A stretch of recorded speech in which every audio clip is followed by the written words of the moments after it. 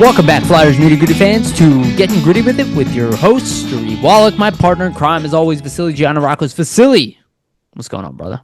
I'm doing really well, Yariv. Lots of snow here in Ontario for anybody who's in the greater Toronto area. We got hit with like 35 centimeters, so a couple of feet of snow, maybe more, in US terms. So dealing with that. But other than the lovely snow, I'm good. How about yourself, my friend? I've been better. Lost my dog this weekend and lost him. Yeah, we just talked about it. Lost her Shitty, before. man. Yeah, lost her before I could even make it home. So I had to watch over FaceTime, which really, really sucked. So this episode is dedicated to Miss Monroe. I had her for 15 and a half years. So I'm 37. So it's majority of my adult life. So that has been pretty awful. Outside of that, I'm good. Life is good. Everything was great, actually, up until that happened. She's in doggy heaven now, Yariv, getting all the treats and. Yeah, a lot of people have reached out. People called me and stuff like that. Like she was like a sidekick dog,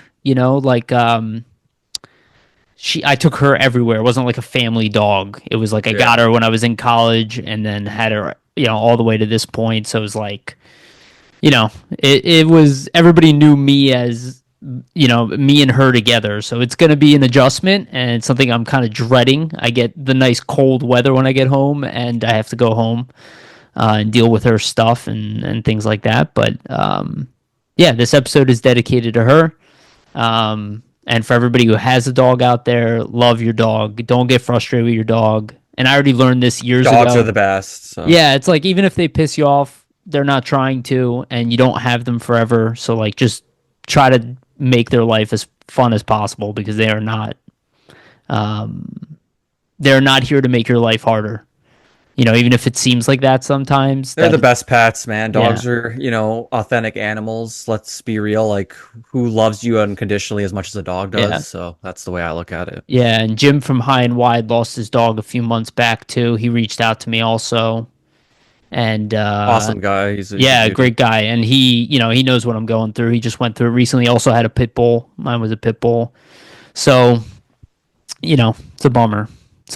But life rolls on, and something I have to deal with. Something everybody has to deal with at some point if they have pets in general. But yeah, so it could be better. But we'll talk about hockey, and we're in a slow period right now. So yeah, Four Nations break. So yeah. But we got a pretty fun episode, but good hockey with the Four Nations. Like, yes, I think people weren't sure what the intensity was going to be like. Yeah, obviously they weren't prepared because it seems like it's ramped up like Olympic style, which is awesome to see. Yeah. No, I totally agree. So that'll be in the second half of the episode.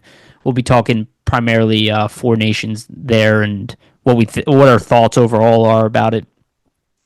Okay, just before we get started, just want to remind everybody, please like and subscribe, hit the notification bell for notifications, to get notified on when we release these episodes. Today, we even are recording on a Monday. We have been recording on Sundays. That's why you need to hit the notification bell so you know when we're releasing episodes, because we're a little bit all over the place. We try to be consistent, but it's hard sometimes. Yeah, snowstorms get in the way. Yeah, for sure. Luckily, Americans have off for President's Day, and you have what is it again? Family Day. It's kind of like a weird manufactured holiday, honestly, but I'll take the day. So I like that more than President's Day, dude. I'm a family guy, so I get it. That's a good holiday, actually. America should adapt that. Yeah, and also for the audio version, go to Spotify and iTunes, and make sure to give us a follow there as well.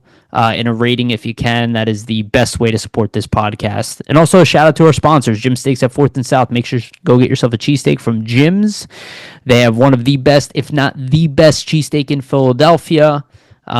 Make sure to go to stop off at Jim's at 4th and South and get yourself a cheesesteak. Also, shout out to Summit Public Adjusters, 215-752-0560. They will help you with all your insurance adjustment needs. They will help you facilitate the process between you and your insurance company and help make sure you get the best claim possible and that it is as painless as possible. So again, Summit Public Adjusters, 215-752-0560.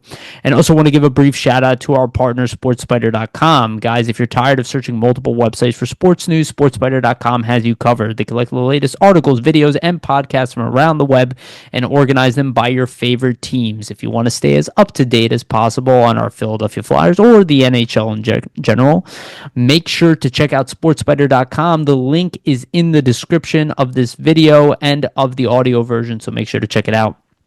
Again, SportsBiter.com. Okay, no real Flyers news.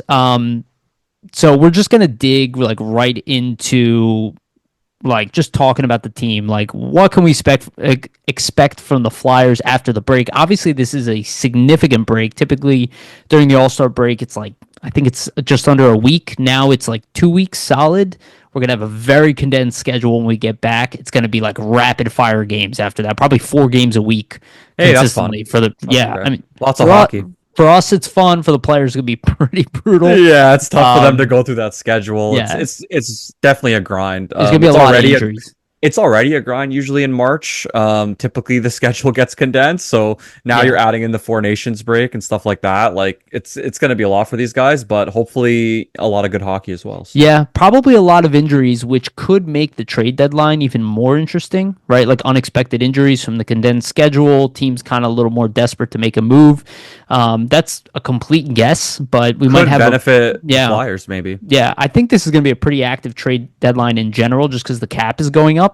So it might be like kind of different trades than we've seen of late, and we're going to talk about trades and stuff a little bit after this segment. Teams, just before we get into it, like they might be willing to take more risk or accrue more risk just because there's so much money opening up, and that's when stuff gets more fun. Read my mind. Like players beyond just an expiring contract, right? Guys who have 1-2 years left on their contract. When you know the cap is going to be going up, it becomes a lot more manageable. You can time box that. We know the cap is going to go up significantly over the next 3 years, right? It's going to be the budgets almost are going to be past 110 million potentially. It's getting up there to where it was prior to the big lockout, right? That saw the big drop and the buyouts, and that was like, what was that, like 15 years ago already? I already forget. Yeah, a while back, maybe more, right? Yeah, it was 2004. Yeah, that was a huge one. There was also like a mini half season one in like 2013, 14. Yeah, but the 2004, that was a Mike Rathje. That was the huge. So about 11 years ago. It'll be 12 years. And again, I guess by the end it'll be 15 years because it's 3 years of rising. But I remember teams were spending above 100 million. The Flyers were. And then we got knocked down all the way to like 70 million or something like that. It was like crazy. All right, so our first topic is, let's just look at the team. I'm going to do a screen share, and we're just going to walk through Puckpedia a little bit and talk about, kind of the status of the team in general as we kind of move into this point. So let me share my screen. Man, I can never find anything on Zoom, and it's pretty bad, and it's because I use different tools for work. Yeah, I use Zoom, Teams, everything, and it's like I always forget where everything is. I'm always on Teams, and whenever I use Zoom, I'm like, where is anything? Right, exactly. No, exactly. Okay, so this is something I put together. I put it together last night. This is a complete guess as far as where we are, and there's some questions to keep in mind here, right? Like, is Andre going to be staying with the team? Is a big one. I am kind of assuming that he will, but part of me also has been like, he might not. But again, as we approach like the trade deadline, if somebody is moved out at that point, then Andre, I think, is the natural call up there. I don't think anybody, even within the Flyers organization, would deny that at this point, at least from the back end standpoint. Yeah, and you know what? In terms of the back end, like I think you're pretty spot on. Like, there's injuries at this point, right? Like Zamula's out, so it makes sense that you're going to have Andre be that call up in terms of being more of a passer. So I would expect him to likely remain there.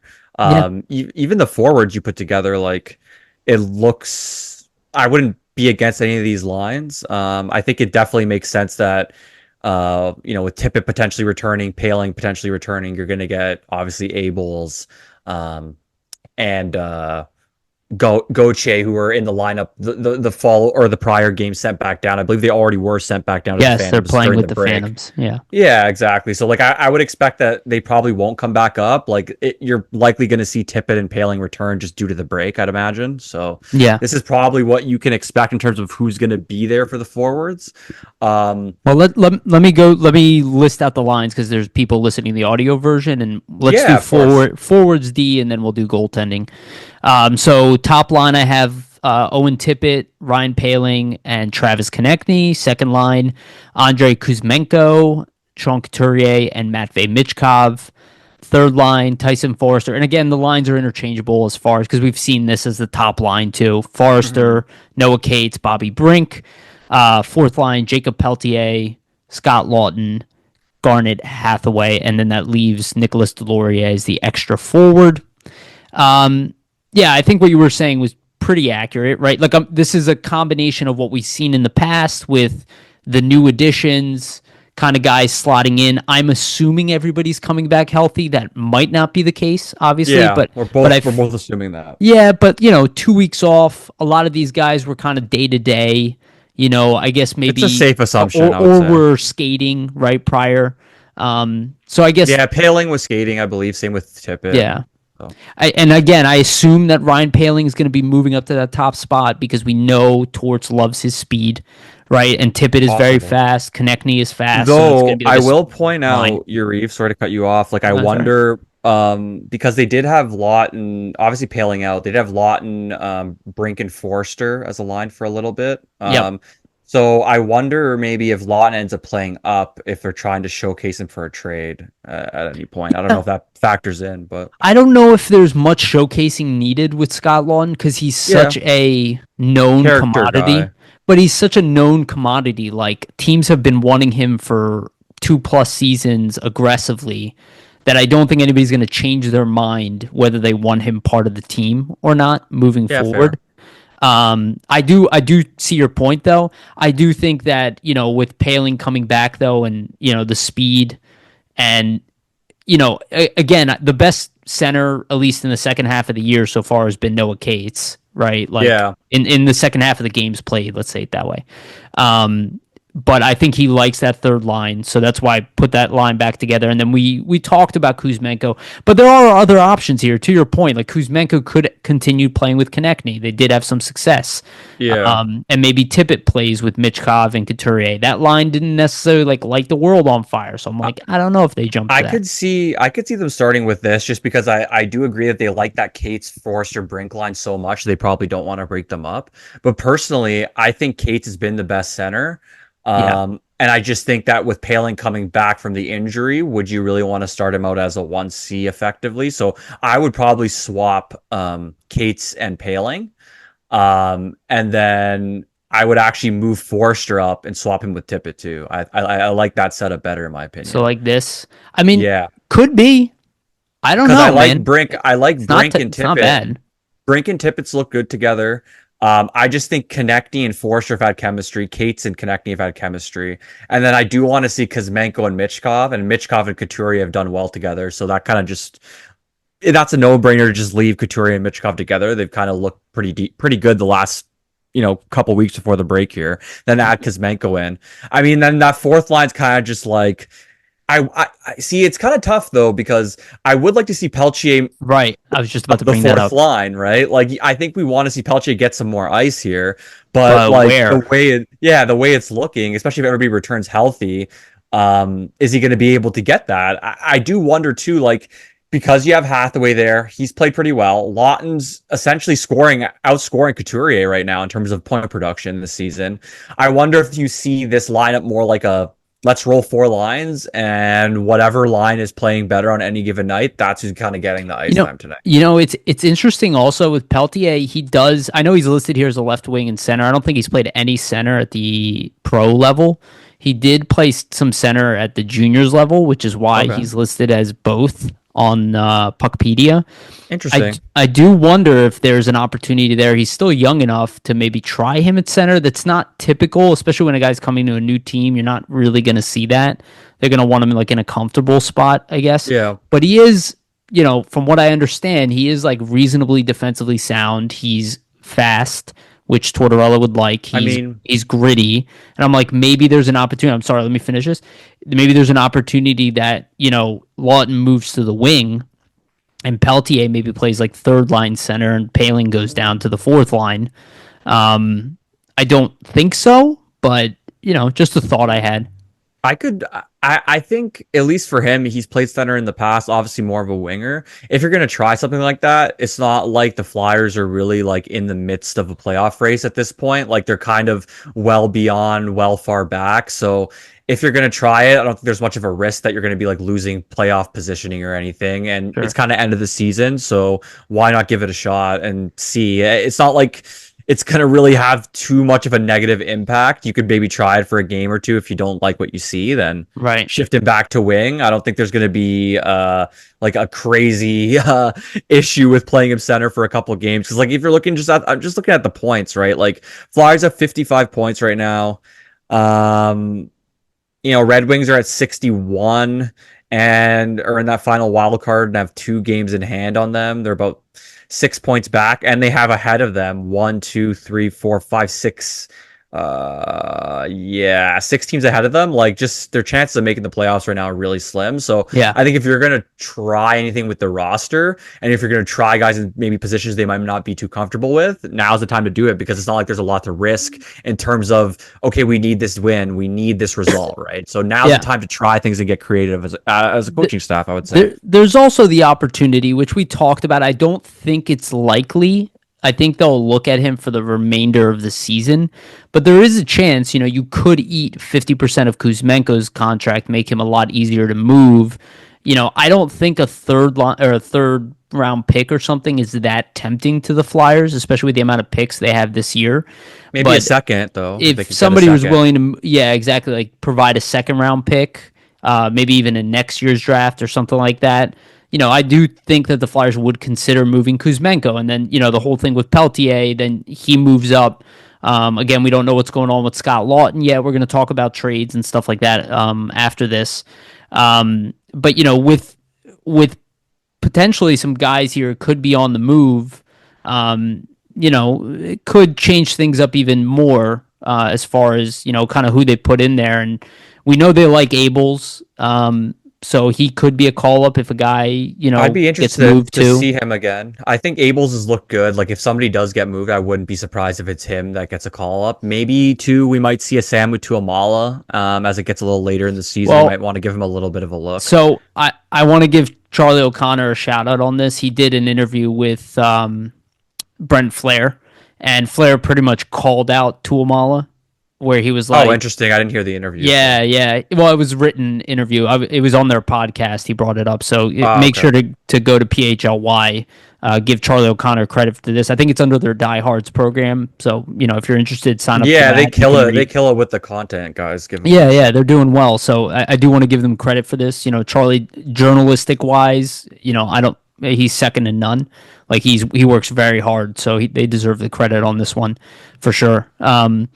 But yeah, I mean, it seems like the team is not that high on Tuamala's two-way play. Having said that, Tortorella really likes Tuamala, but it's going to be a call. It's going to be like Lappy's call on who gets sent up. So Yeah, that's true. we might have to wait till next season to see Tuamala. Maybe we see get a guy call. like a Wisdom maybe on a fourth line too, depending on what happens, right? You see like a guy like a Hathaway or maybe somebody like that get banged up for a couple games. Maybe you see a guy like him. Maybe even a Rizzo, who I didn't think so, but if you look at his second half production after recovering from injury, I mean, he's like at Yeah, probably zero point 0.8 points a game or something like that. He's not, interesting. Okay. 19. I think he's 22, going on 23. So, Well, yeah, those um, seasons in college, so he's not going to be right. like a green rookie or something Yeah, like that. but Super young. I think it'll end up being Abel's, just because he's 29. It's his last chance. There's still obviously Ule Lixell, Yeah. out there, but they need center. They need centerman. Abel's has looked good too, though. To be fair, like he's had some Yes. games where he's played well. He's showed a little bit of chemistry with Michkov, so it's interesting. I mean, to go back to your point with Kuzmenko, I think it is a possibility they could flip him. I think it'll depend maybe how he comes out of the break and plays heading into the deadline. Like if he Yeah. comes out and doesn't look good at all, I doubt teams are going to be lining up. But if he looks like a threat and he's scoring, maybe there's a potential for you to, get an asset out The- of it. But I also don't doubt that the Flyers are willing to potentially hold on to him and see maybe if he can build some chemistry with the guys on the team right now for the last little stretch and maybe sign him for a short deal. Like I don't expect them to sign him to anything long term, but like we stated on prior podcasts, maybe up to 3 years is a max, but I could even see a 1 year deal, prove it, prove that you can kind of keep this pace up and then let's see where we go from there, right? But let's say yeah. you're the Flyers hypothetically and you do sign him to that 1 year deal and he does play really well for you. You have the ability to move him down the line next trade deadline Yeah. and use that as another asset that you created for yourself. So I think there's a potential to maximize a guy like Kuzmenko. So if they can't move him this upcoming deadline, I could potentially see them maybe sign him for a 1 year deal and then try to move him next trade deadline and kind of Yeah. recoup the value of the asset, right? The only thing with Kuzmenko getting re-signed, and I agree with everything you just said, I'm like, they're in such desperate need for a center that like Yeah. Kuzmenko is going to take like, let's say $5 million. Maybe they can give him less, right? It might be cheaper though because he hasn't had a good showing these last couple seasons. So Right. who But then knows? why stay here? Why not go back to Russia where he can get a long-term deal? He'll be a star there. Yeah, fair. That's the It's a only good thing I was point. thinking of. But it is kind of his last chance to be in the NHL if he doesn't Yeah, take. it might be like if he wants to stay in the NHL, it's like this is kind of Yeah. your last deal. You know what? If they were to sign him for like 4 million for like a 1 year deal, I'd be totally cool with that. Yeah, because you could eat half of that at a trade deadline, right? And Yeah, retain easily. the rest of that, and then maybe get if he's, let's say he even has like not like the Vancouver season, but he does have a tendency to show up to new teams and be lights out, but That's what then I mean. he falls off quickly. Let's say he puts up a 20 goal. Let's say you sign him to that 1 year, puts up a 20 goal season next year. Like, are you able to then recoup maybe a high second rounder, maybe even a late first round pick for a guy if he shows that prowess and potentially is a cheap asset? Like, let's say you signed him at 4 million, then you can eat the half the cap at the deadline next season, trade him for 2 million, and he scored like 25 goals for you up until that point or something, or Yeah, like 20 goals. It's definitely feasible. I mean, we're talking in absolutes that it's all going to be positive for him if you do re-sign him and you can do all that. There's yeah, definitely a side of the story where it turns out negative. You re-sign him, he doesn't perform well, you can't trade him for anything, and you're kind of stuck with him for the whole year. Certainly possible, but I do think the positives outweigh the negatives in the sense that you have another Russian player that can kind of help Matvei Michkov along as he develops. I just think it's a move that I think would be interesting to make. Helps Michkov in terms of the development and the Russian factor. Could also get you an asset back, but we'll have to see what they end up doing with him. But I think it's going to be one of the interesting storylines to kind of end the season here. What happens with Kuzmenko going ahead? yeah. And I think, look, a lot of people are kind of low on Peltier.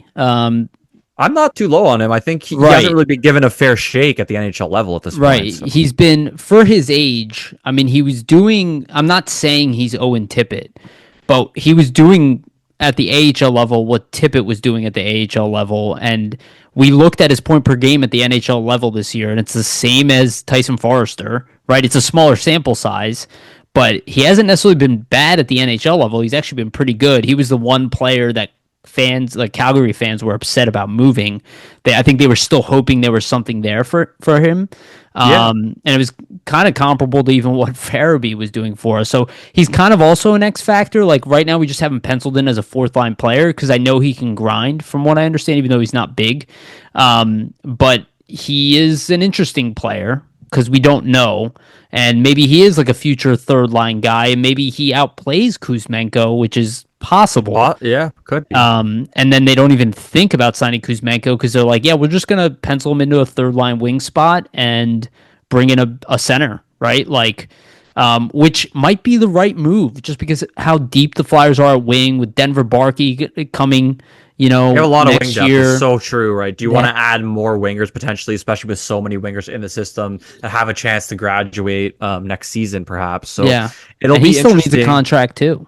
I think with Pelche, it's interesting just because he's only played 61 NHL games. So it's like anybody saying, oh, well, we know he's only a third or fourth liner. I mean, you can't necessarily make that determination considering he's only played 61 games, has not even had a full season yet in the NHL. Usually with guys, I try to wait until they have a full first consistent season in the NHL. And what I mean by that is actually getting to play like over 60 games in one season. Yeah, That constitutes a first season for me, not like getting 20 seasons this or 20 games this year, 20 games next year, 20 games the year after that. Like that's not any consistency to allow a young player to find their game, find their role, and find kind of what works for them at the NHL level.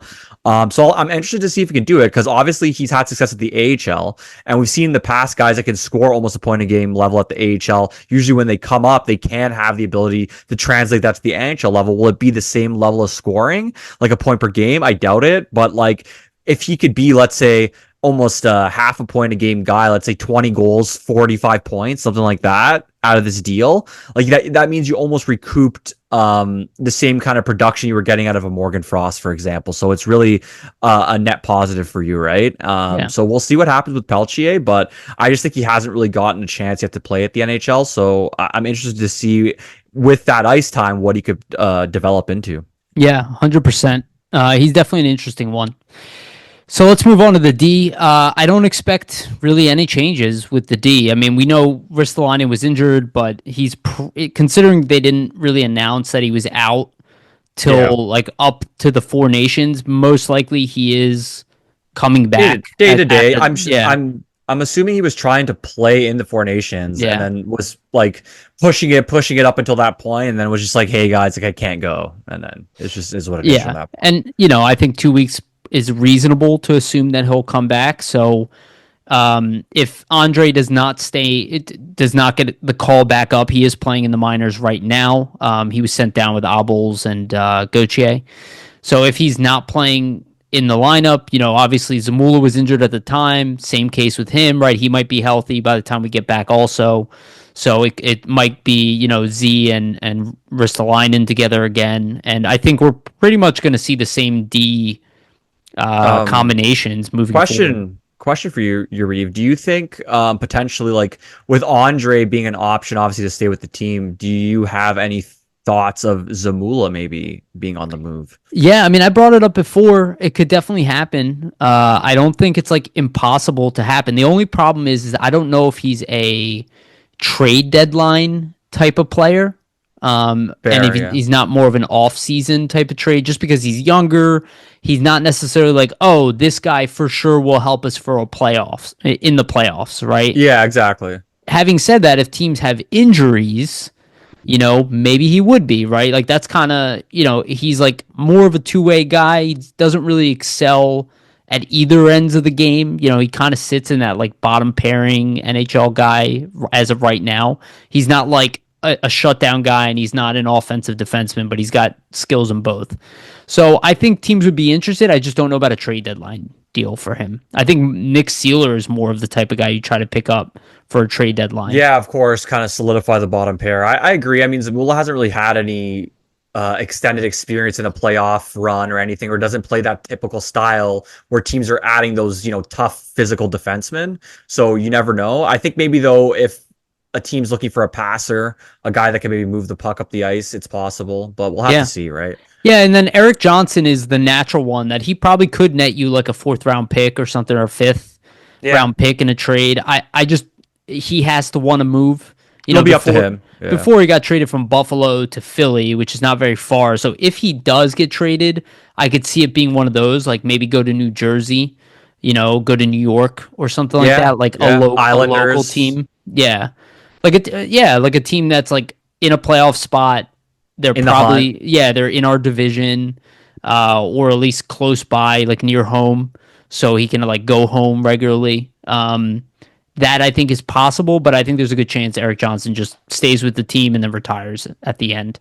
Yeah, it's Um, up to him, I would just imagine, like right? Like Stahl. if he wants to move, maybe it'll depend if there's even a market for him. But I could see teams just grabbing him potentially as a seventh defenseman, like a guy that will Right. literally never play unless somebody gets hurt.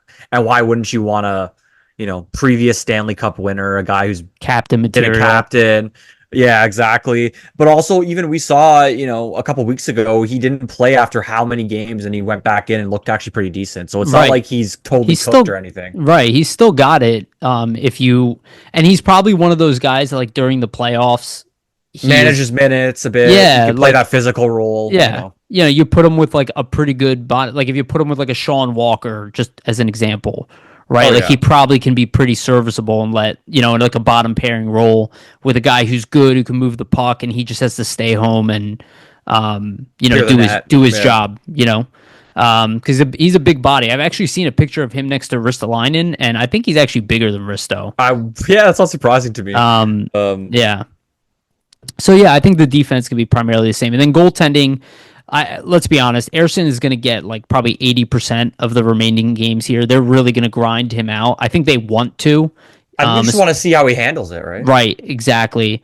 And then I don't know why Kolosov is really with us right now, even like why he's not playing for the Phantoms while the team isn't playing. He went back to Belarus apparently. Oh, did he? During the Okay. break? So maybe they just Okay. it was some sort of agreement they had where it's Sure. like, I I didn't want to know go that. back during this break and maybe see Okay. family and then return. That makes sense. So it's interesting. It's an interesting call. Like personally, I would have had him in the AHL if I was the team, just because he hasn't played a lot of games. And they're on their sixth and seventh string goaltender. That's what I mean. Yeah. So it's a little strange, but maybe there's some sort of agreement that was made beforehand that was like during Probably. this Four Nations, like if I'm going to come here and I'm going to kind of oblige and go down to the AHL and be a good soldier, like I need to go back home during these 2 weeks. Or it could be Yeah. just simply that he asked and they're like, Yeah. yeah, that's cool. We got you. Like, you've been cool. You let us send you down for a That's little what I bit. mean. That's what I mean. Exactly. You played well in the NHL for a guy who's like probably not ready to be an NHL. Again, he came here 22 years old. Sure, we'll let 23. you go home. Exactly. Right, exactly. Like he's probably homesick. Like the whole conversation was prior. Like let him go recoup and then come back, and then maybe the deal is like, hey, we might have to send you to the minors though when you get back. I'm sure he's aware of that. I would say too that if you're the Flyers, playing it that way is a smart thing to do. You don't want to cause unnecessary tension. So if this is going to make him happy and kind of let you control him in the way you want to, in terms of moving him down to the AHL level and calling him back up and kind of doing whatever you will with him and having that free will and it no longer being an issue, then why not give a small concession so you can just like put him at the AHL level and not have him complain about it, right? And you got to tell. I mean, if we just stated what we said about Ersson, Fedotov and Kolosov both know Ersson is going to get majority of these remaining games. So it's like he's going to be playing a lot, and that means you guys are going to be sitting a lot. And it's like Kolosov, you need to play. You need to play, dude. You're 23 years old. You're not even really supposed to be in the NHL yet. So I think they need to work that out. So what are your thoughts about Michkov? We kind of talked about this already, coming back from the break. This is the longest break he's getting. Obviously, conditioning has been a problem with Michkov. I think above anything, his defensive play has been mediocre at best. It's gotten better, but he's still not a great two-way guy. Offensively, he's exceptional, but defensively, he's not very good, and his conditioning is not NHL ready yet. So 2 weeks off could benefit him tremendously. I think the conditioning aspect for sure it'll benefit him. Yeah. So I'm hoping that he's like recover. I know he's on vacation. I know there's a picture going around of him kind of sharing like a selfie of him on vacation, which I think is a great idea. I think, he put out something else today too. He's like on a dune buggy with his buddy. I think he's in the KHL. I think maybe he was in Dubai or something like that. It looks like. So that's cool, like a fun 2 weeks off for him. So hopefully enjoyed. I would say for Michkov, like I expect him to come kind of out firing on all cylinders just with the break. Every time we've seen him have any sort of extended break, he's looked really good the following game. So I imagine with 2 weeks off, kind of recharging, not only physically, but mentally, right? Like just think about the obstacles he's had to overcome mentally as just being a 20-year-old kid coming to a new country, not really speaking the language. I'm sure there's been a lot of mental hurdles for him to kind of overcome this season as well as physical. So I'd imagine just recharging in both manners is going to be a really good thing for his game. We're probably going to see him come out the best we've seen him, I would imagine, since the beginning of the season. To this point already, he has 16 goals, 20 assists for 36 points in 55 games. I expect him to obviously get to 20 goals to end here, and I think he'll get to 50 points as well. So Yeah. I'm hoping he goes back to the beginning of the season, point per game pace that he was on. I'd love to see him even get close to 60. I think it's possible, yeah. Yeah, and also, we talked about Kuzmenko. Our power play has been abysmal once again, slightly better than last year, but still terrible. But maybe Kuzmenko and Michkov can find some success on the power play. It's going to create new options here without Farabee and Frost involved. Yeah. Kind of line stuff up. I don't know if Jacob Peltier is even going to get any power play time, right? Probably not. So it's going to be mostly Kuzmenko. So, that could help Michkov. And if this line that we put together here is a line, maybe it works and helps Michkov. Now, he was playing better before the break also. Had a couple points taken away from him, a goal and an assist. So it's like his stats are a little bit deceiving because he's had stuff taken away from him this year. Guys have really flubbed a lot of the plays he's made for them. He probably should have 10 more assists, I would say. Yeah. I mean, overall, I think he could have anywhere between 5 to 10 more points on the season if this was a better team. Now, maybe you can make that case for Celebrini as well. And that's cool. Celebrini's a phenomenal prospect. I mean, that should not be doubted at this point. But Michkov is, a blue chip, I still say generational potential talent. I mean, he's coming in here with a better first season than what's his name from Tampa? Oh my God. Kucherov, right? Like Kucherov did not have this much success when he came to the NHL initially. So it's still a fantastic start. I really want to see him like just come in flying. You know what I mean? Me too. Yeah. I think he seems like a very motivated guy.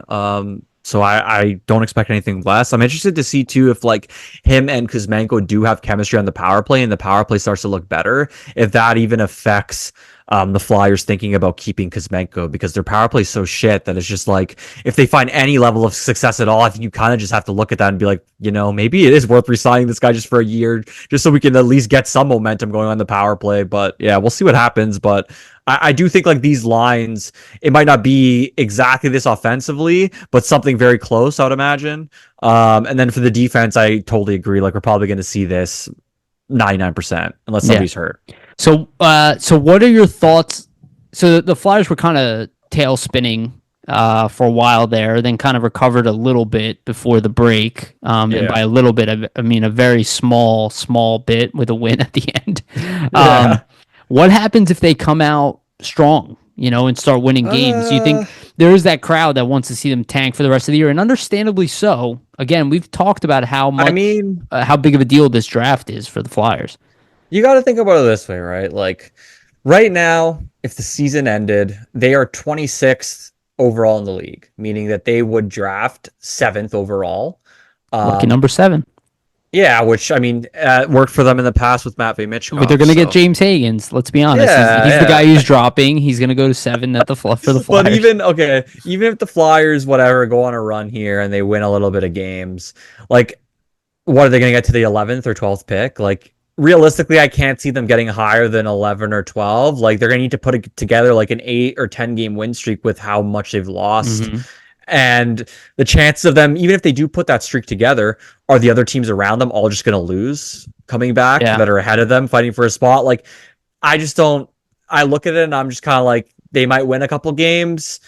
If the team deserves to win with the young players on the team and it's young guys contributing and, playing a factor in these wins, let them win, right? Like sometimes it's a good thing for young players to play meaningful parts in winning games, no matter what the team is, no matter who they're playing. Even if, let's say, they're not in the mix for the playoffs, it's good, valuable experience to kind of play spoiler sometimes, especially against teams that might be fighting for a playoff spot. So I don't think it's necessarily a bad thing. You might lose maybe a couple of spots in terms of draft positioning, but I can't really see them, getting anywhere higher above the 13th or 14th pick at this point, unless they go on a complete run after this break, which I don't know if that's going to be the case with the way they've been playing. So we'll see, but I would expect them to pick in the top 10. I mean, what's your thoughts, Yariv? Yeah, I mean, I think so too. I also don't think in this draft there's much of a difference between 7 and 10, right? Exactly. Like, Yeah. so you either want to see them kind of burn out, which I don't think is going to happen, or you want them to just stay competitive and kind of stay in the range that they're at.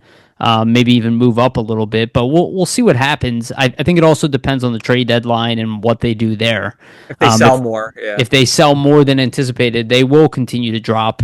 And right now it's like it matters for next year, but it also doesn't matter. Like I want to see guys perform, but we know that there are changes coming to this team. I mean, Danny already kind of indicated that with Frost and Farabee being traded, with the names that we're going to talk about in a couple minutes that are, kind of out there in the trade deadline. There are changes coming to this team, whether they even sneak into the playoffs or not. So, like, even if they were to somehow make the playoffs, the changes are still coming, regardless. So I think their best bet, honestly, is to lose a little bit more right now. I don't think it changes too much for the team. I'd like to see certain guys still perform, like Michkov and TK and Tippett, right, offensively. I think, like, that's still important, but they could do well statistically, and the Flyers still lose games. Of So, course, yeah. there are a lot of question marks here. Like, Erson needs to play the way he was playing too. So I think you can see them I could see them land anywhere from like 10 to 4. I don't think they're going to drop farther than 4. 4 would be very exciting, actually. But I could see them get to that spot because they're 7 right now. So like if they lose a couple more games, it's possible. I mean, but we watched the Flyers be a better team than their record. Oh, of course, and draft 7th. Right? Yeah, that's what I mean. Like they could go on this next run and be competitive in a lot of games here, and then lose every game by 1 goal. Right, like it's completely possible if that happens. So yeah, we'll have to see how it goes. But I don't think they're going to go on any like substantial run and kind of get close to playoffs. I just think there's too many teams ahead of them at this point. I thought going into the season this would be a playoff team.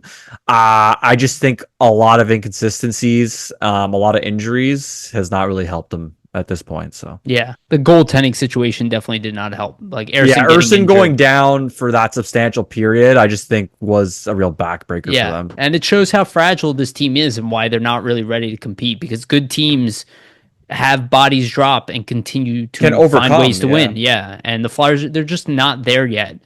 They don't have the depth. They don't have the depth at this point to overcome those types of crucial injuries. So let's talk about trades. We've hinted at them already. So I just watched a video from Frank Saravalli, so I added his trade rumors in here, and they're specific to Scott Laughton and Rasmus Ristolainen. So Laughton, the team that he named, which is new, so we've already heard the Leafs and the Jets come up. The Leafs specifically in Fraser Minton coming back. I think we mentioned that last episode, that that's a potential piece coming back for Scott Laughton. Apparently, and this is Frank Saravalli says, that there's already a 2nd-round pick on the table for Scott Laughton, so everybody should be aware of that, and that's probably true. And he said that if anybody offers a 1st-round pick, it's essentially sold. The other team that he's reporting that is, in his opinion, very interested in Scott Laughton, who needs a 3rd-line center specifically, is the Washington Capitals. That's interesting. Well, and you think about it being an interdivision trade, you typically do have to pay a little bit more than other teams. So that is a scenario where, maybe they go for Scott Laughton. They offer their late 1st. And it could be next year's pick, because it's not 100% that what the Capitals are doing this year is going to extend into next year. So you might actually be more excited about a 2026 pick from the Washington they Capitals. Could fall off, right? This is not to say it's an abnormal performance for them, but we haven't seen this Caps team do it for an extended period of time. It's kind of a new group put together here, of players, performing at this level. So maybe it's a hot streak, right? Maybe they're not a team that can sustain this for 3-4 seasons straight, and maybe they drop off a bit next season. Makes it interesting. I think with the Laughton stuff and this kind of heating up, like, it does feel like maybe this is the year the Flyers finally do trade Scott Laughton. It just does feel that way. That's how I felt in the beginning of the year. Yeah, so we'll see if it happens. I do think with what Frank's mentioning in the second round pick already being on the table, the Flyers are kind of in the perfect spot to get what they want. Like, think about how far are you away from the trade deadline at this point? You're weeks away and you're already having that second round pick offered. Like, are you going to be able to, as the bidding increases, as teams get more desperate and players kind of fall off the board? Or get injured. That's what I mean. I'd have to imagine you're going to see that second rise in value to a late first, or maybe even a second, and maybe a prospect they like. Who knows, right? So I think just with what's potentially already being offered and the rumors, like, I wouldn't expect, or I wouldn't like be surprised if Lawton is gone come trade deadline time. Yeah, and also Lawton's like a local guy. He probably doesn't want to leave Philly. Again, this Definitely was not. Yeah. right, but like Washington's not that far from home, right? Um, or DC is not that far from home, so it's like, I could see it. I could see it, and I think we are kind of getting at that point where we cannot continue with the same roster, where we know it's a middling roster and holding on to guys that are in their 30s just because of culture. I mean, if you're moving on from Frost and Farabee, who were tight with everybody in the room, there's probably more changes coming. I think Lawton this really might be the year. It could be writing on the wall, and I will say too, like, Sean Couturier, I think coming back and just being able to stay healthy these past 2 seasons has a huge effect. I think if he was in and out of the lineup super injured, maybe they'd be more hesitant of moving a guy like Lawton just due to the culture. But I think with Couturier being the captain and being a mainstay and obviously being a veteran and doing things the right way throughout his career for all these years, I think it gives the Flyers peace of mind that, hey, we move a guy like Lawton, Coots is there to kind of be in that role and step up, right? It's not like you're completely devoid of those veterans you need to have a strong locker room. So yeah, and apparently Jacob Peltier is that type of guy too, similar to Lawton as well, which is probably why they wanted him. And also, you look at the cap going up for Lawton, it's like he becomes a really cheap player who's serviceable, could even play as high as your top line if he's just playing a complimentary like left wing role or something. Wing. Yeah, so. We'll see. We'll see what happens with Lawton. The other player that he brought up was Rasmus Ristolainen. He was just throwing out a guess here, but I don't think it was a complete blind guess. I think he's kind of talking to people around. And the Dallas Stars came up. They're a team that is fond of Finnish defensemen in general. They're pretty, I don't want to say weak, but they don't have a strong presence on the right-hand side of big names like Harley and what's his name? Heiskanen, and then who's the other guy? Oh my God. Hakanpää, yes. They're all left-handed defensemen.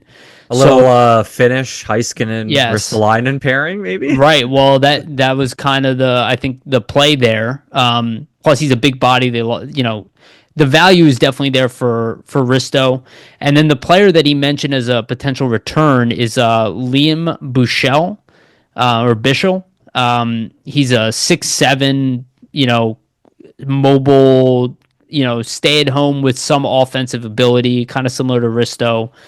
Prospect, late first round pick, 18th overall. So could be a nice return. I don't think it would be the only return in a trade for Risto. I think it would probably be a pick as well. Maybe it wouldn't be a high pick, maybe only like a third rounder of some sort, but that is the other move. I will say this. I did see there are also rumors that Dallas is potentially looking into Seth Jones as well. Oh, interesting. Talking about right-handed defensemen. So maybe it's like you don't get a Jones and Risto kind of becomes your prize potentially. I guess we'll see. I mean, Liam Bichel's interesting. He was 18th overall in 2022 draft. So far with Dallas this season in 16 games, he has 5 points. With the Texas Stars in 28 games, he has 9 points. So nothing crazy offensively, but that's not really his game. Like being 6'7", 231, he's a stay-at-home guy. I'd imagine the size is very intriguing, right? The fact that he's 6'7", 20 years old, a guy that you kind of bring along yourself potentially. So we'll see what happens. And if, Risto does end up getting moved, I think for the Flyers with the Risto situation, I don't think they're forced to move him by any means necessary. Like they, have extra years left on his deal. So if they don't like what they're seeing and they think they can get higher value potentially next year at the deadline, I think they probably will just hang on to him because we've seen Risto continue to play really strongly here for the past few seasons. So, why Why would they move him for a less than stellar return if he's continuing to play well? Hold on to him into next season as he continues to do that, and then maybe trade him next year and get a better return. So I think Risto might be the guy that's like a 50-50. It depends what other teams are offering and how desperate they get, to your point, right? Like if maybe there's a lot of injuries on D, or a lot of defensemen get moved early on, maybe not right at the deadline, but let's say a couple days prior to the deadline, maybe Risto becomes that asset that kind of rises in value on deadline day because there's just no defenseman left to trade for. So we'll see how it goes. But I think that's a great point that you have to look at, Yariv, that you kind of have been mentioning all show, that who knows who's going to get injured, who knows if, let's say, right out of this Four Nations break, if let's say certain players get traded in a couple days out of this break, are there even going to be players available at the deadline that teams might want to acquire? So that could be leverage for the Flyers perhaps if they're looking to trade players. Yeah. The other rumor, and I don't know if this is 100% related to the Flyers, but I thought it was interesting. Noah Dobson is apparently potentially on his way out of the Islanders, and that they're opting to re-sign Brock Nelson instead of Dobson, who's that is a crazy one. He's an RFA this offseason. He's at the end of a 4-year deal, and he's probably arbitration eligible as well. He's gonna get a huge contract, but like I see that, to me, I don't know if that like screams something bad about Dobson because he's so young, was the 12th overall pick, playing so well, not to resign him. It's just a real strange one. What do you think? He's having a down year. Had still some injuries this year. Lou Lamoriello is weird, but we're talking about Risto, and I think Lou would probably really like Rasmus Ristolainen, to be honest with you. And obviously, it would not be a swap 1-for-1 or anything like that. No. But the Flyers do have a lot of picks, and you look at a guy like Noah Dobson, who does fill a need for the Flyers, and is in the right age group. And I wonder if a deal maybe can be made with the Flyers, where the Flyers get Noah Dobson for Risto, probably a first-round pick and probably a prospect as well in return. And then, Risto's locked up to what will be, especially starting next year, a very reasonable contract.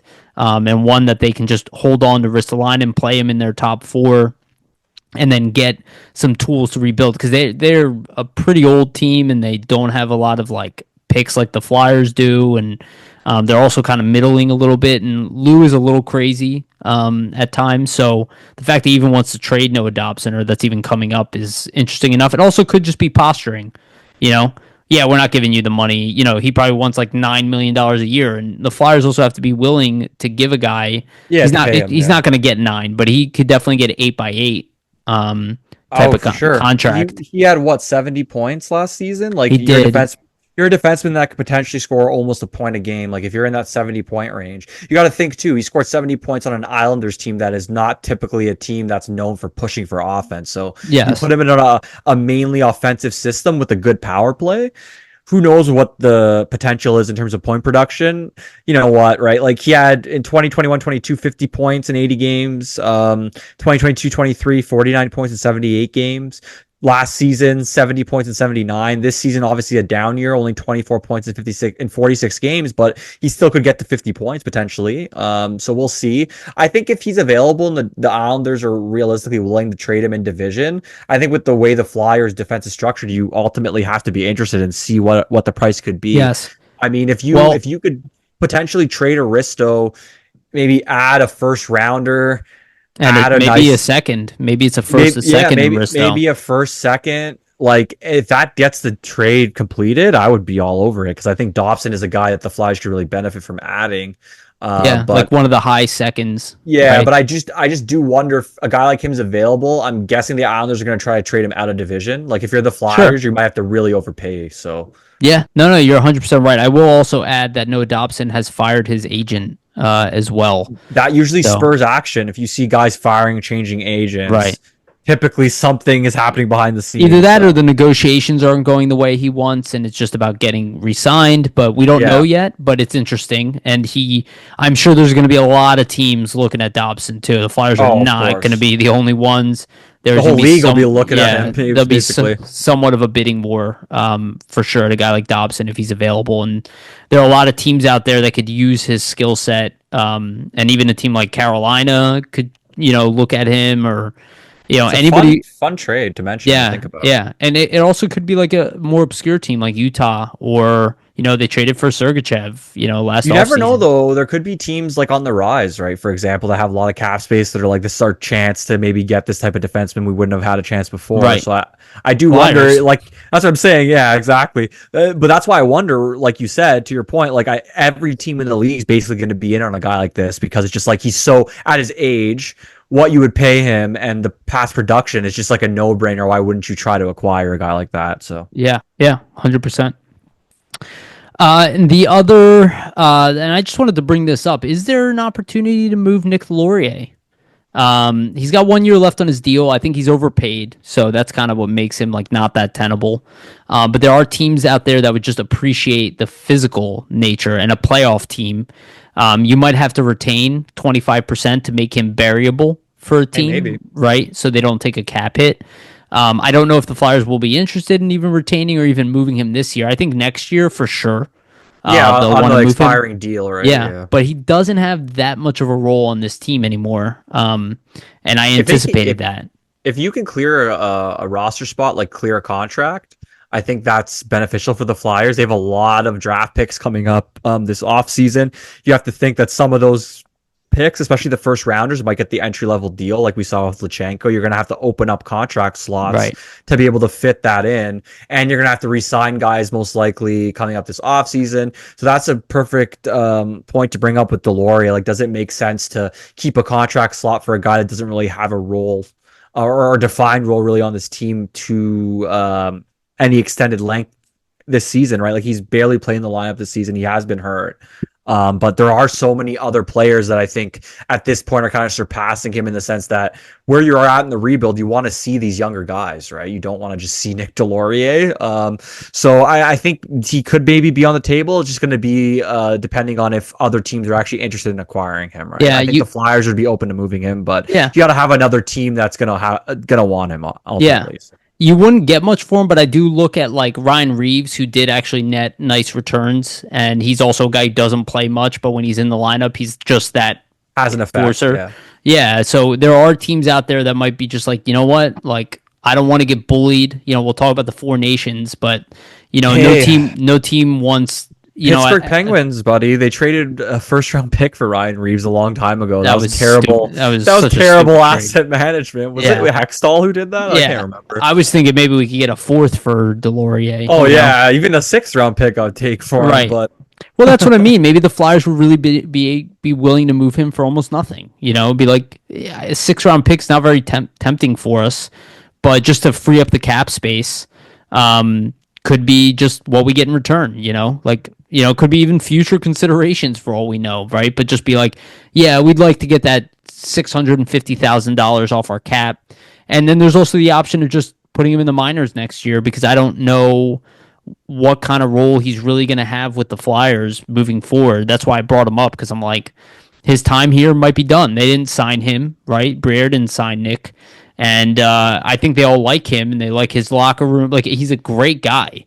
And I think a team that's hunting for a playoff might want him as a 13th forward in the lineup, in case you have to play Matt Rempe or some guy like that, you can throw Deslauriers in that game and be like, we got beat up in games 1 and 2.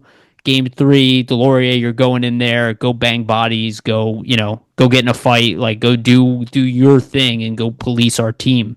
I think there is some value for Deslauriers. It's not high, but it's valuable for us to remove cap space. yeah, in the So I contract could see, slot. yeah, Exactly. exactly. And then I have Kuzmenko on here. We kind of already talked about it. We don't really know what's going to be the case with him or what his value will even be. Maybe that's something we revisit as we approach the trade deadline and we see how he performs. Yeah, sounds good. Yeah. Okay. Just want to remind everybody, please like and subscribe. Hit the notification bell for notifications. For the audio version, go to Spotify and iTunes and give us a rating and follow as well. All of that is the best way to support this podcast. So let's talk about the Four Nations face-off. It's been a very interesting experience. I haven't actually even really watched much of the games. I had to because they're like so late in the middle of the night here, and it's not like the Flyers games for me. I watched mostly like highlight reels or like full highlights of the games and stuff like that. Um, for sure, it's a better experience than the All Star game. I don't think it's something they're going to do every year or anything like that. I think it would have been better if the other countries were included, like Russia, Czechia, Slovakia, maybe Latvia. Germany, yeah. Would be cool. Yeah, even Germany, right? Like to see that in the future. So that would be cool. But having said that, and I love the Young Stars team they put together back in the day as well, which I think also is a really nice way to include young stars in the team for like bloated teams like USA and Canada. But I think it's a really nice combination of aggressiveness, which we've seen, and obviously that Canada US game was amazing. Just with the booing, the start, the two fights within the first 9 seconds, and then Three fights in the first 9 seconds. Wasn't it? No, first 30 seconds. No, 3 fights in the first 9 seconds, dude. There's 3 fights in 9 seconds. Is it? Was it? I thought it was. I thought it was 1,000%, man. The broadcast said it like 5 times. Okay, because when I watched, that wasn't the case. It started. Oh, dude, it three started at fights like in 30-second mark. 3 fights in 9 seconds. There was the opening fight, and the two Chachuk brothers fought back to back. Swear to God. So. Well, I know that they were back to back. They were right at the drop of the puck, and then the JT Miller and Colton Parayko. Either way, fight. Man. Either way, we're splitting hairs, but yeah. No, I'll trust your word for it. It's cool. I'm no expert. Really, really good fights to start off. I mean, hey, man, like the tournament in general for me, like really, really good hockey. I wasn't expecting it to be this intense, and I think everybody is kind of welcoming that, right? Like you never know with a tournament like this if it's going to be more like an exhibition, especially with some of these guys on these teams are, in a playoff race. I'm sure their goals are more to win a Stanley Cup versus a Four Nations tournament. So you're not going to maybe be trying to kill yourself and injure yourself to go like all out for this tournament. But I think it's just refreshing to see best on best hockey. We haven't seen any since the World Cup so many years ago. Obviously, these guys that are participating are very invested and they want to show and figure out like who the best is amongst the players in the tournament. I think like you were saying, right? It's better than the All-Star game by a lot. Like at least it's actually interesting and exciting to watch, whereas the All-Star game's kind of just a bore, right? So. Yeah, I don't even watch highlights of the All-Star game. I haven't watched an All-Star game in like 4 years. It's not that fun. No, it's not. It's not interesting at all. I'll say this too, like the way the teams are built is also interesting. My pick to actually win before even any of the games was USA, just because the better goaltending. I thought they have a deeper team. I thought they had a team capable of matching anything Canada could put out there. And we saw that in that game. And obviously, we knew Finland would be the weakest of the team, but the way they play, they always manage a way, to stay competitive. They're missing 3 of their defensemen, one of which is Rasmus Ristolainen. So they have kind of a weaker squad on the back end. But it's interesting how everything balanced out. I think USA is set to win this one. Obviously that could change, but they have no weakness as a team. Like maybe they don't have McDavid and Crosby and McKinnon and McCarr, but they have weapons equal, that they could throw out there that maybe are a hair below them or pretty close. And everybody plays like a defined role, and it's they're just as deep as Canada. So yeah, they're my team. So right now I think Canada has to win in regulation in their next game against Finland to go to the finals against That's in USA. a couple hours, so we'll see what happens. Like even the Sweden-Finland game, man, was really, really good game. Yes. Went to overtime. Like all these games have been competitive. So I'm interested to see what happens today with Canada and Finland, and then obviously the States and Sweden later on. Going to be some good hockey. Yep. It's just great to see best on best hockey again. I think too, these players understand that this is a great avenue to grow the game and market the game, right? Yeah. Like how often do you see these teams and these stars get to play together, face off against each other? It's just really cool. And it's an easy way to market, right? Like, for example, having like a Matthews versus McDavid, just marketing the fact you could see McKinnon and Crosby together, the fact you could see Matthews and the Kachucks play together. And Jack Eichel, like even some of the guys on Sweden, right? Like having a Philip Forsberg and Elias Pettersson, and all these players play together. Even Finland's got some interesting combos with Aho, Rantanen, and Laine. Like that's such a fun line to watch. There's just so much cool stuff. I do wish there was more teams. I think it would be way more competitive. You had Russia in there, you had a Czech in there. Russia's the huge loss. Well, you got to think, right? Like technically, you have Kucherov out of this tournament. He's what, third in NHL scoring right now? You have Draisaitl out of this tournament. He's second in NHL scoring. You have two guys who are top 5 in NHL in scoring not in this tournament right now. So even seeing a Germany in there would have been interesting, right? Just to have the best talents kind of in one tournament, right?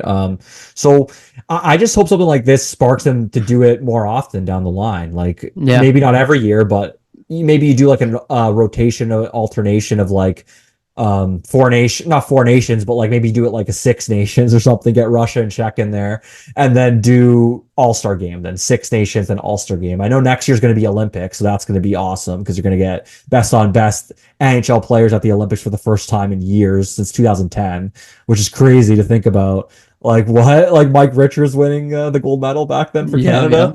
But so I'm excited for international hockey. I think it's some of the best hockey you can watch, like in terms of like the intensity of it, just players being invested. It's almost kind of like playoffs in a sense. Me and my buddies were talking. We were kind of wishing there was like, instead of this, what would have been cool with the 4 teams, it would have been cool to do like a summit series of like 7 games, let's say Canada and the US, like 7 games, Sweden and Finland, whoever wins then face each other in a 7 game, or maybe just like a 7 game, like a summit series like they used to do back in the day. Obviously it'd be hard to do during a break. You have to do that before the season, but that would make it even more intense and make it cool, right? but you got to worry about injuries too, right? Because you still got a season to finish out, and I don't think the players would buy into that. No, not in this break, but I'm saying you'd have to do it how they used to do the Summit Series. They used to do the Summit Series before the seasons in September. True, it'd be like a lead up, and it'd almost be like your training camp. You get ready for the season by playing in that tournament. Yeah.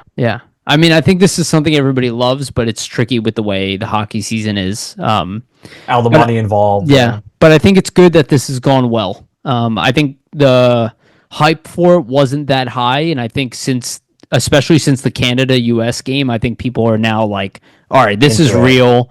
You know, like this is not nonsense hockey. They're into it. We're into it. And I think they're going to consider it a big success at the end, which is awesome.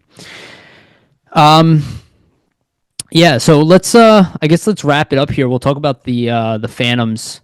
So right now the Phantoms are 24, 19, and 5. 19, 5, and 1. So 1 shootout loss, 5 overtime losses, 19 regulation losses, and then 24 wins in regulation. They just lost 4-3 to Wilkes-Barre Scranton, who usually whoops their butt. So it's nice to see that they've been more competitive of late. They've definitely improved their play. Carter Gahagan is now the starting goaltender for the Phantoms because Cal Peterson's injured. Eetu Makiniemi has barely played this year. He's injured. Kolosov is in Belarus. So they're down to the 6th string. And Keith Petrozili, I think how you say his name. They're both the starting goaltenders. I will say this, Carter Gahagan, he has significantly better numbers than Peterson this year in the sample size that he's played this year, which is not nothing. And he has probably the best stats of all Flyers goaltenders right now, which is hilarious. But it seems like they're kind of getting it together. Rodrigo Abels had a goal and assist yesterday. They had a big win before that. They've had some big wins this year. Gendron had 2 goals the other night. Again, he's got 15 goals on the year. He is on a 20-plus goal pace. So the the goal scorer continues to show that he's a goal scorer. He's a very interesting prospect. Like, you know, by next year, he could be a 30-goal scorer at the AHL level. It'd be very interesting to see what the Flyers do with him because he is young. Exactly. Like, this is not a 25-year-old player. This is a 20-year-old guy. Going to be just 21, right? It's next year. Season, yeah. That's what I mean. So, like, imagine if he does start scoring at that pace. I'd imagine they're gonna have a hard time keeping him down there, right? Because you're gonna want to see, okay, let's bring this kid up and maybe see what he can do at this level. So it's gonna be interesting. I think with the Phantoms, the fact that they're gonna make the playoffs obviously is great. Like last season, they made the playoffs and went on a little bit of a run. Like for me, where I'm kind of at with them is they just seem to be so inconsistent. Yeah, which is not what you want, right? Like you want your AHL team to have that level of consistency. So when you bring your young players into the system, they're kind of brought along the right way. I think the development process, there's not an issue there because we're seeing a lot of guys come up and have success. I just think like with the team they have, they should be better at this point. Yeah, I agree. And they have the horses. I mean, Ule Excel is a top player in the AHL. Richard, Anthony yeah. Richard, a top player in the AHL. Sammy Tuamala is a top player in the AHL. He was an all-star last year and this year. Rodrigo Abels, we know he can play at the NHL level.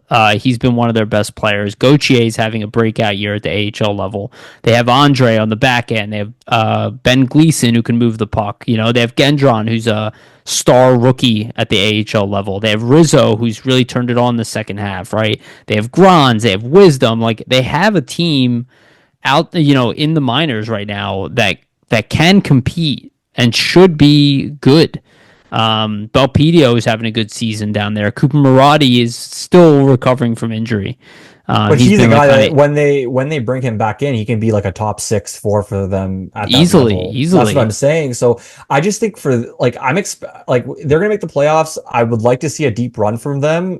And if they don't have that deep run, like I just think you have how many seasons now of inconsistency under LePerriere? Is it time to maybe make a change, right? We've been bringing that up for a while. We literally bring this up probably every segment. I think they like him so much that I think his team has to be bad, not even inconsistent. Because on top of it, too, it's like the players that do call up do an admirable job in the AHL. That's what I mean. And when you're the NHL. When you're the Flyers organization, they probably look at like, well, their team makes the playoffs every year. They win a couple rounds. When we call guys up, like we're not disappointed with their performances. They actually do a pretty decent job. So like, why are we going to fire Ian LePerriere? But then my side of it is the team could be even better if you got a guy in there that can actually establish some level of consistency. Scott Gordon. They need a guy like Scott Gordon. But I just feel like they're just too up and down. Like they have those stretches where they're riding high and playing really well, but like why can't you just baseline? Why do you have to drop back down? Here's the thing too, is Lappy's like pretty new to head coaching. He has never been a head coach before. Right, prior to doing this, like maybe he's getting better at coaching. He probably is. I'm assuming there's a lot of aspects and facets that he's learning and picking up. How can I tackle this as a coach? Because he was a penalty kill coach in the NHL. He was a PK coach, did not have much success. But I'm guessing he learned from that, is applying some of the things he learned at the AHL level. So you have to hope now that he's taking control of the whole thing, and there's even other things that he's finding out, like, hey, maybe I can do this better. Maybe I can do that better. Like I have no doubt about it that there's things that he's learning, but is he learning at a quick enough pace where what he's learning and is actually applying is helping these players, or is he kind of just catching the mistakes he's making and is being like, well, I need to get better at this, do better at that, but it's already too late. I've kind of failed these guys, right? Yeah, I don't know. One thing he was good at was player development, and that's probably why they gave him the job. And I think they're happy with that aspect, whether we're frustrated or not with the performance of the Phantoms. But I will say, like, the Phantoms need to start being good, and next year they're getting an injection of really good young players. So, my thing is, like, you want to build the winning culture at your AHL level. Like, isn't the goal to have a winning AHL team so that when guys come up to the NHL, they're used to winning at the AHL level? Like, I'm just looking back at how the Flyers kind of built that Calder Cup team in 2004 during the lockout. How did that success at the AHL level translate into that NHL run for those Mike Richards, Jeff Carter teams? It really set the foundation for them. You could have the opportunity to do that with some of these young guys that are coming in, like a Barkey, like a Bonk, if you set that winning foundation on Luchenko, for example, right? Set that winning foundation. No, I totally agree. I will say this: out of 32 teams, they are 18th in the league. They are only 11 points out of first place in the league. So while they are not destroying it in any sense, if they have a strong second half and they win more games than they lose, they can make their way up the standings as well. And if they do a good playoff performance and, they get their roster in order, they might get an injection, they might get an Alex Bump or something like that, or a Jet Luchenko or something like that, right? Or a Bonk. which I don't know if that'll work out, but they might get some additional players. It might turn around for them in the playoffs. So maybe we have to give it the playoff run to see, if things kind of.